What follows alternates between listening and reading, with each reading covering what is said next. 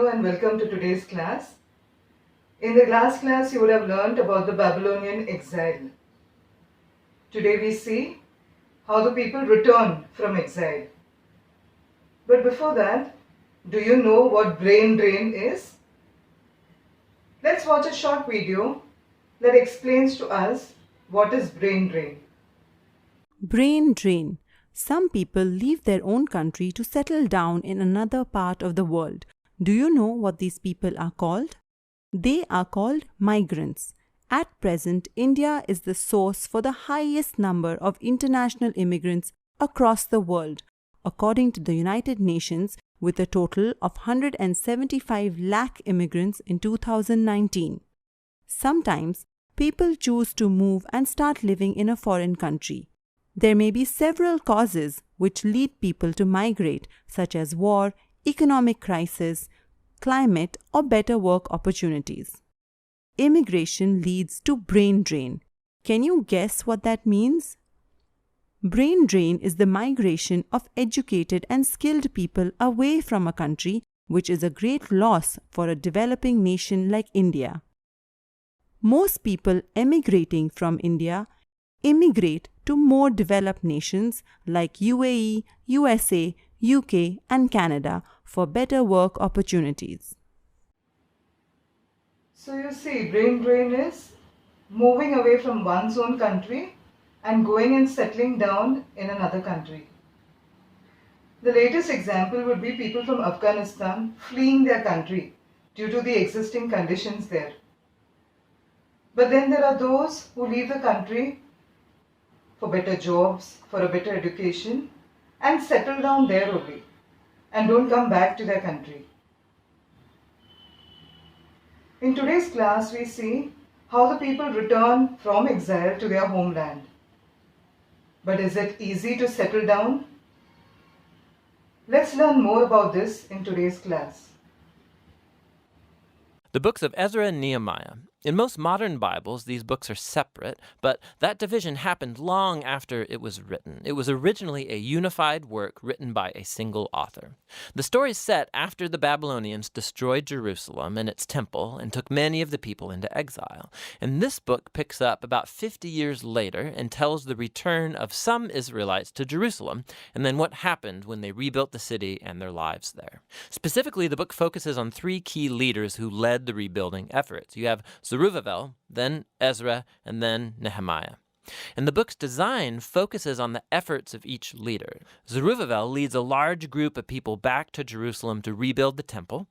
Then about 60 years later, Ezra arrives in Jerusalem to teach the Torah and rebuild the community. And then he's followed by Nehemiah, who leads the rebuilding of Jerusalem's walls. And these three stories are designed to be parallel. Each begins with the king of Persia, prompted by God to send the leader to Jerusalem, and he offers resources and support, and then each leader encounters opposition in their efforts, which they then overcome, but in a way that leads to a strange anticlimax in each of the three parts. Let's back up and see how it fits together. So the story begins with a decree from Cyrus, the king of Persia, and he's moved by God to allow the exiles to return to Jerusalem and rebuild the temple. And the author says this fulfills a promise made by the prophet Jeremiah that the exiles would one day return to Jerusalem. Now, this fulfillment should trigger our hopes in the many other prophetic promises that exile was not the end of the story. We have hope for a future messianic king from the line of David. We have hope for a rebuilt temple where God's presence will dwell with his people. Hope for God's kingdom to come over all the nations and bring his blessing, just like he promised to Abraham. And so it's with all these hopes in mind that we read on into the story of Zerubbabel. His name means planted in Babylon. He represents the generation born in Babylonian captivity, and he leads a wave of Israelites returning to Jerusalem. After they settle there, they rebuild the altar for offering sacrifices, and later the temple itself. The foundation-laying ceremony, and then the temple's final dedication, these are key moments. The past stories of the tabernacle and temple's dedication should be in our minds. This is when the fiery cloud of God's presence is supposed to descend. He's dwelling with his people, and it doesn't happen. And so while some people are happy about this new temple, the elders who had seen the previous temple of Solomon, they cry out in grief. It is nothing like their glorious past or their hopes for the future. And it's right here that we get the first story of opposition, and it's very odd. So the grandchildren of the Israelites who were not taken into exile, they had been living in Jerusalem all along, they come to offer help with the temple rebuilding. And Zerubbabel refuses. He says, "You have no part in our temple." And this, of course, generates a conflict which Zerubbabel overcomes, but it's very strange because the prophets had envisioned that the tribes of Israel would all come together, along with all of the nations, to participate in the worship of the God of Israel when the kingdom finally comes. So this is an anticlimactic moment, to say the least. In the next section, we zoom forward about 60 years and we're introduced to Ezra. He's a leader among the exiled Israelites in Babylon. And he's a Torah scholar and a teacher. And so he gets appointed by Artaxerxes, king of Persia, to lead another wave of people back to Jerusalem. And Ezra wants to bring about spiritual and social renewal among the people. Our hopes are high. And again, we come to another anticlimactic moment in the story. Ezra learns that many of the exiled Israelites that had come back, they had married non-exiles who had been living around Jerusalem. Some of them were non-Israelites, and almost certainly some of them were. Ezra then appeals to the commands of the Torah, that Israel was supposed to be holy and separate from the ancient Canaanites. And he then says that the people living around Jerusalem are like the Canaanites. They're going to corrupt the exiles. So Ezra offers a prayer of repentance, and it's very heartfelt.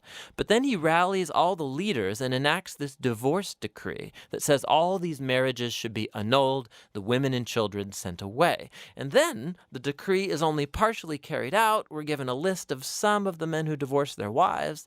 The story is very strange for a number of reasons. First of all, God never commanded Ezra to do any of this. It was the leaders of Jerusalem who led Ezra to make the decree. Second, the contemporary prophet Malachi, he did say that the exiles should care about purity, but he also said that God was opposed to divorce.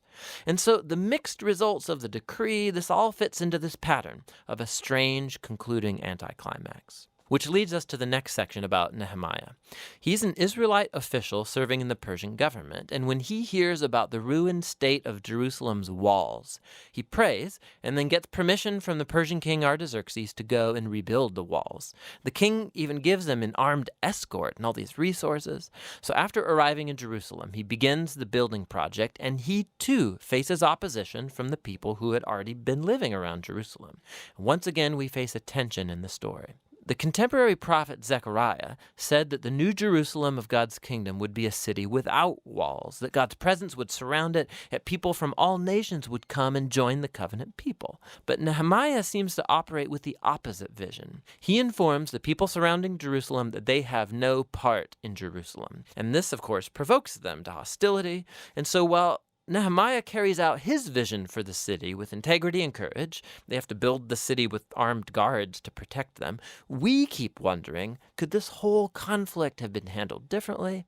And this all leads to the conclusion of the book in two movements, first positive and then negative. Ezra and Nehemiah combine forces to bring about a spiritual renewal among the people. They gather all the exiles together for a festival. They read and teach the Torah to all the people for 7 days. And then they celebrate the ancient Feast of Tabernacles to remember God's faithfulness from the Exodus and the wilderness journeys.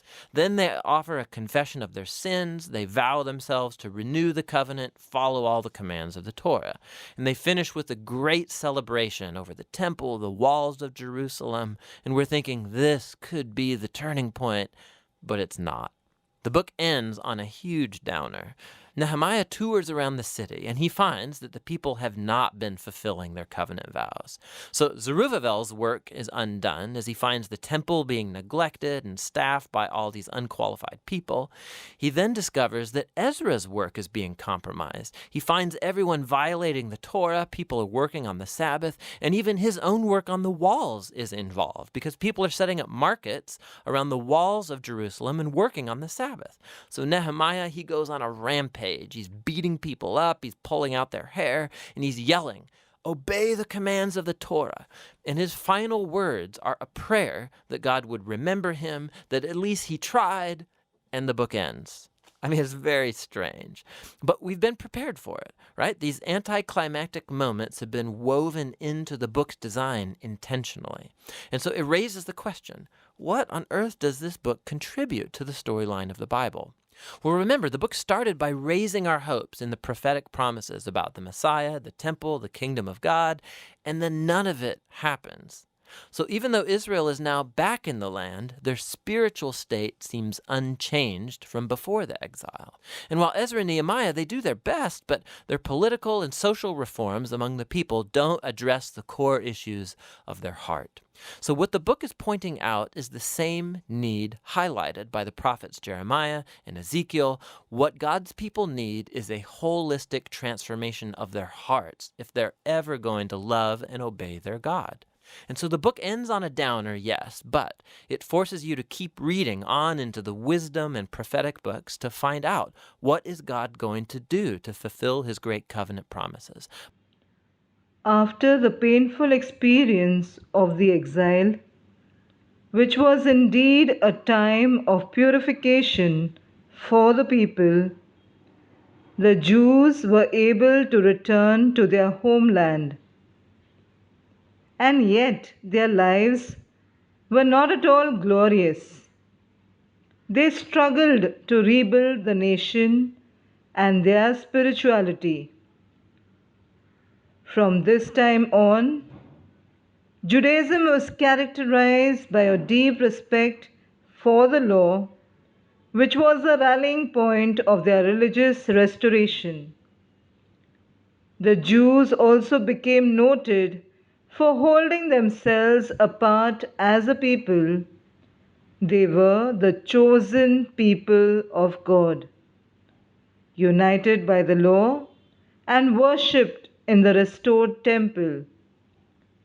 Even though they still remained political subjects of the Persians and later subjects to Greek domination as well as the Roman Empire, during which time Jesus would arrive.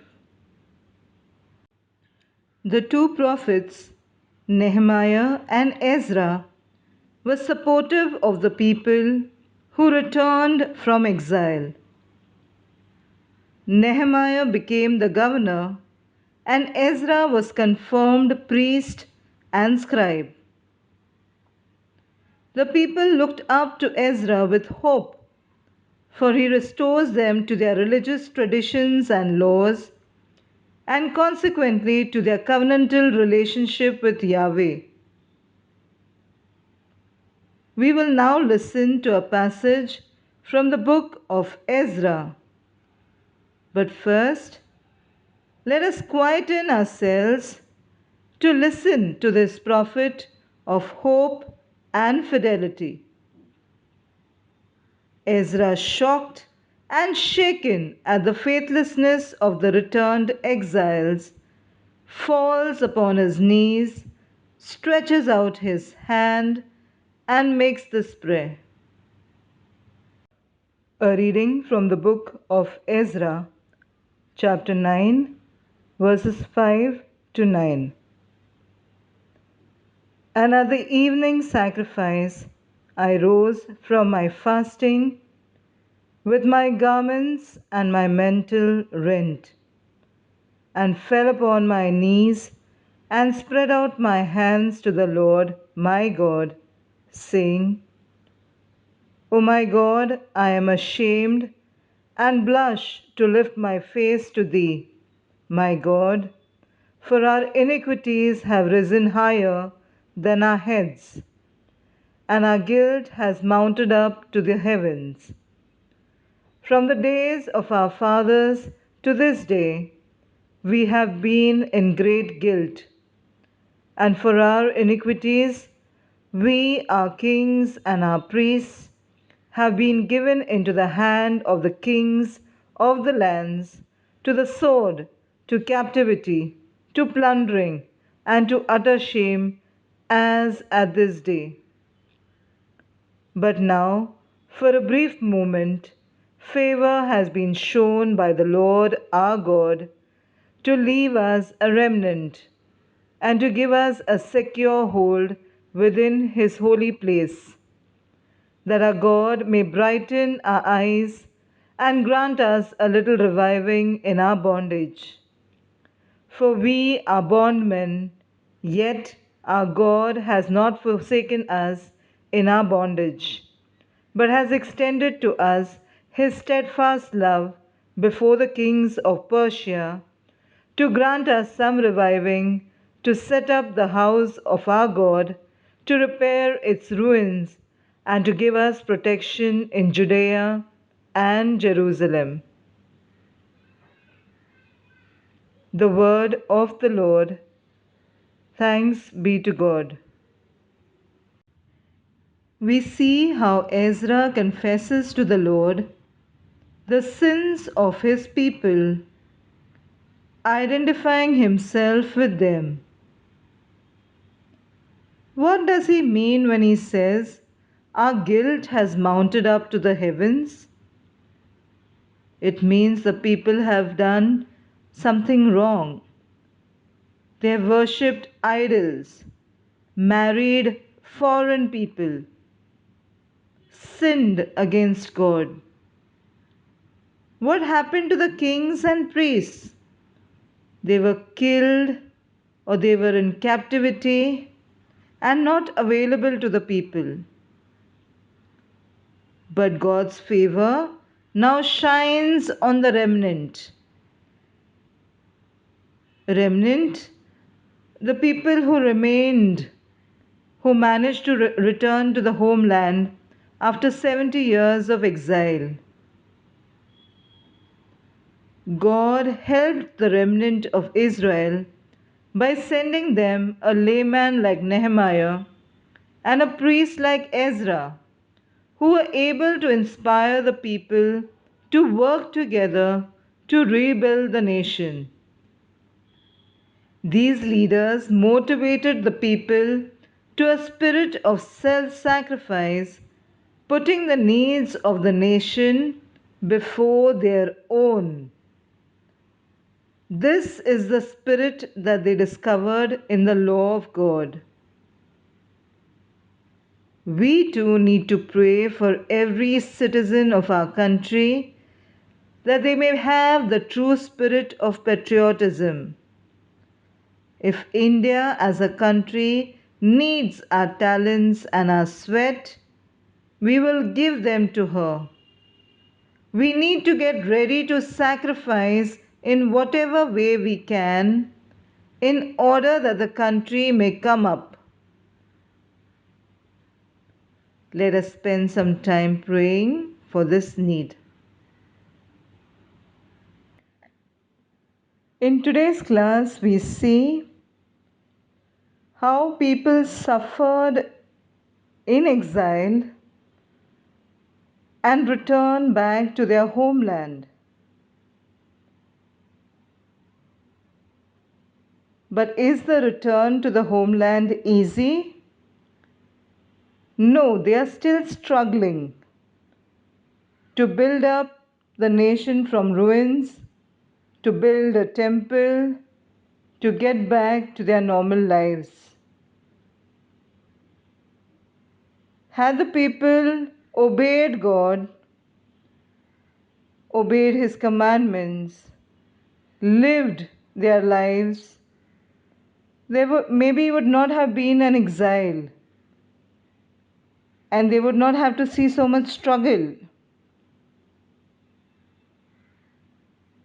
People become complacent and do whatever they want to do and then face consequences.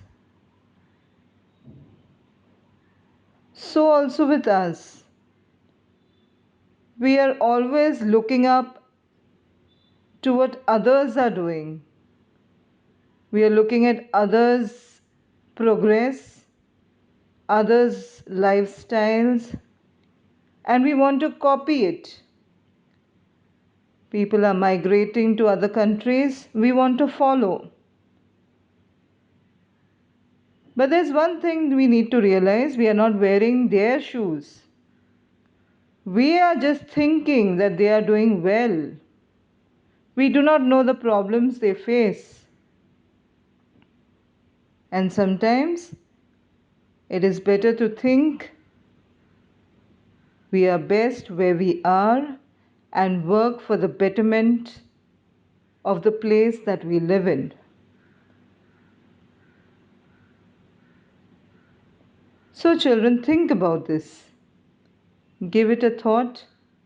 You are growing, you are at a stage where you can make decisions about your future, you can plan. So, think about this. For your assignment today, you need to answer the following questions. Do you promise to work for the good of the country? Will you make God the focus for the building up of the country? What will you do for the country? You can either write or draw and express your views. Do complete your assignments and upload it before the due date and time. As we come to the end of this class, before I go, there is a hymn, Rise, India, Rise, to help us pray and promise ourselves that we will work towards the building up of our country. Till we meet next class, take care and stay safe. Bye.